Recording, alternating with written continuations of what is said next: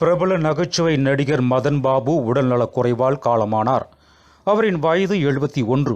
சென்னை அடையாறில் உள்ள இல்லத்தில் பொதுமக்கள் அஞ்சலிக்காக வைக்கப்பட்டுள்ளது.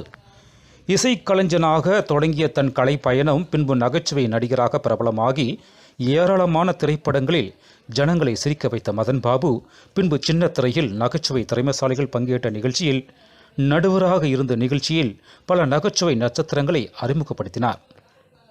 தற்பொழுது அவர் இறப்புக்கு பெருமளவில் நடிகர்கள் வராமல் இருப்பது வேதனைக்குரியது என்று பலர் தெரிவிக்கின்றனர். அவருடைய வீடு பார்த்தீங்கன்னா வினோச்சோடி இருக்கு.